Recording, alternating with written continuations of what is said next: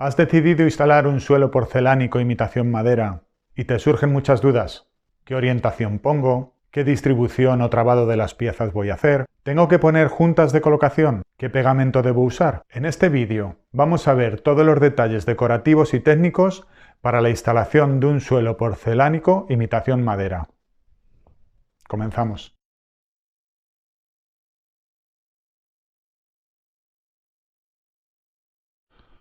Una vez que te has decidido por instalar un suelo porcelánico de imitación madera, el primer paso, lógicamente, es elegir el material que vamos a instalar. Sobre los gustos de cada persona, ahí no tengo nada que decir. Pero si tienes dudas entre varios modelos, lo mejor es pedir una muestra de cada uno de ellos y de esta forma poderlos comparar tranquilamente en el lugar donde van a estar instalados. Podemos ver la apariencia que tiene cada uno de ellos cuando les da la luz, cómo es de agradable al pisar descalzo sobre ellos, incluso ver si son fáciles de limpiar o no. Y de esta forma te ayudará a decidirte por la mejor opción. Siempre es bueno realizar este trabajo con anticipación, para no tener que realizar la elección del material deprisa y corriendo. Piensa que lo vas a estar viendo durante muchos años, y no se puede elegir de una forma precipitada. Y otro punto muy importante a tener en cuenta es el precio del material. En nuestro caso, necesitábamos más de 200 metros cuadrados, por lo que el precio era un factor importantísimo. Nuestro proceso de selección se alargó bastante en el tiempo, porque es que no dábamos con la pieza adecuada, hasta que de repente descubres el modelo que te cuadra en todo y en ese momento dejas de buscar. Al final nos decidimos por un azulejo porcelánico rectificado, imitación madera, de 30 centímetros de ancho por 150 de largo. Es una pieza bastante grande que no se puede colocar por una persona sola. ¿Por qué de este tamaño tan grande? Cuando comparamos unas muestras con otras, la verdad que este tamaño nos gustó bastante más. Y además, vamos a chapar la escalera de este mismo material. Y de esta forma nos sale un peldaño entero y no tenemos que andar empalmando piezas. Por cierto, en próximos vídeos fabricaremos peldaños como este que hice de muestra para chapar la escalera. Por lo que te recomiendo que te suscribas al canal porque vienen cosas súper interesantes. Una vez que tenemos elegido nuestro suelo de imitación madera, tenemos que decidir la orientación que le vamos a dar. Si lo vas a colocar en forma de espiga, me imagino que lo tendrás clarísimo. Pero si estás dudando entre colocarlo a lo largo o a lo ancho, te voy a poner un ejemplo simulando un pasillo para que veas qué sensaciones produce la orientación en un sentido o en el otro. Ahora mismo estamos en el pasillo. Esta sería la forma convencional de ponerlo. Quedaros con esta imagen, ahora a lo ancho. Como veis, la sensación es diferente, a lo largo y a lo ancho.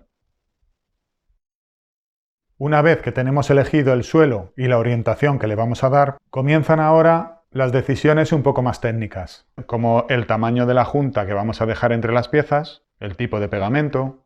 Para contestar a todas estas preguntas, primero tenemos que saber cómo se comportan todos los elementos que intervienen en un solado. Uno de los motivos por los que el suelo está en constante movimiento son los cambios de temperatura. Se producen tensiones por dilatación entre las piezas apretándose unas contra otras. Y son las llagas o juntas de colocación las que absorben gran parte de ese movimiento. Aunque también algo de ese movimiento se traslada al solado en su conjunto. Cuando las piezas son de gran formato, existe un menor número de juntas de colocación para absorber esas dilataciones, lo que provoca un mayor movimiento en el desplazamiento de todo el pavimento. De aquí viene la necesidad de usar pegamentos flexibles que permitan al suelo absorber esos desplazamientos. Pero claro, el soporte también tiene sus propios movimientos por dilatación, especialmente si tiene, como en nuestro caso, una calefacción por suelo radiante.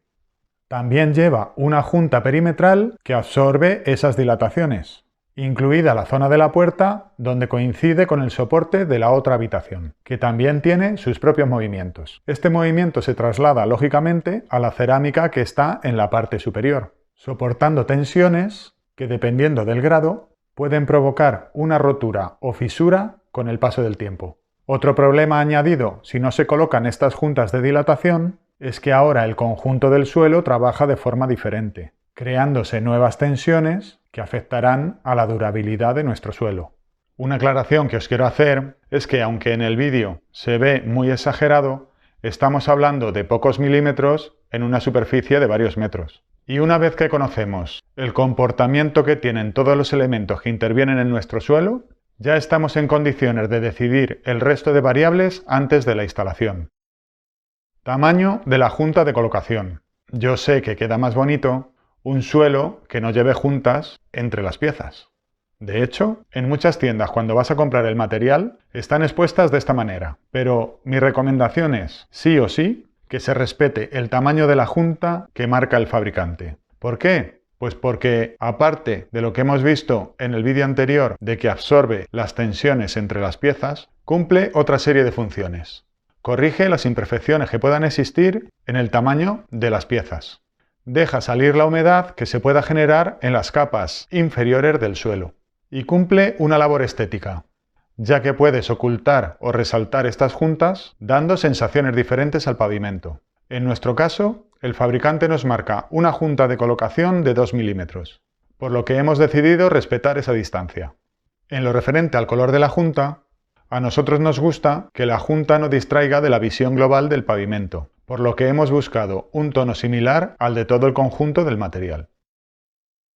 Tipo de pegamento a utilizar.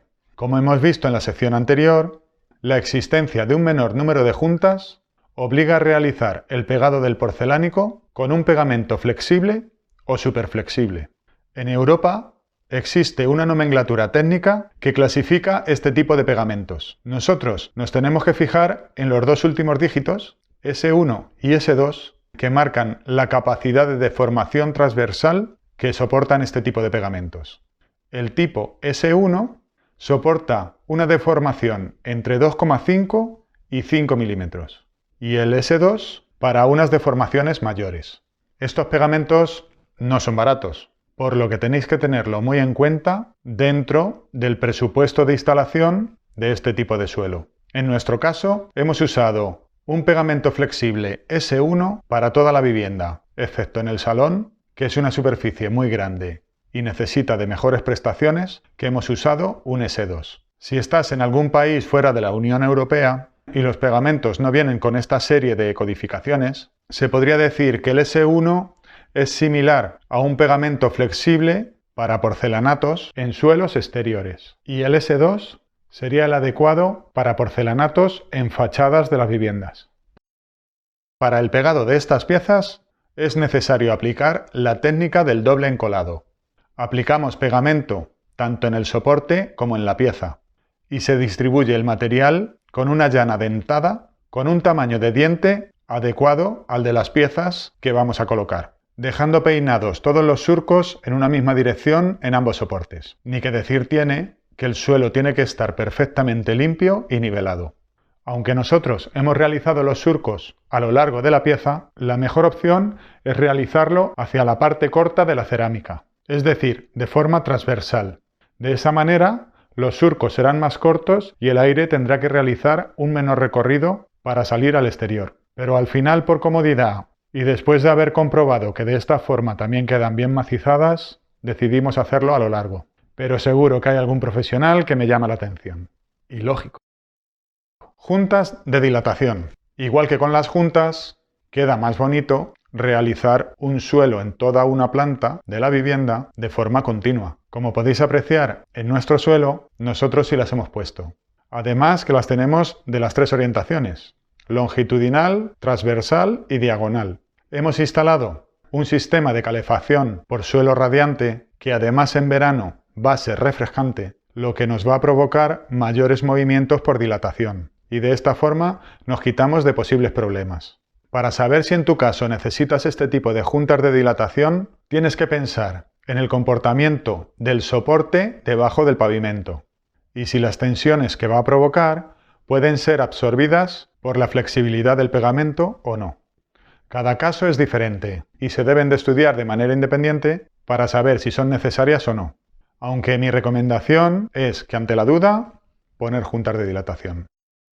Y viendo que todavía me queda mucho por explicar en todo lo referente al trabado y distribución de las piezas, que creo que al final es una parte muy importante y se necesita verlo con un poco más de detalle, he pensado que lo mejor sería dejarlo para una segunda parte, donde vamos a ver las diferentes formas y los pros y los contras de cada uno de ellos. Suscríbete al canal, activa la campanita para que te avise de la próxima publicación, que prometo que será muy pronto.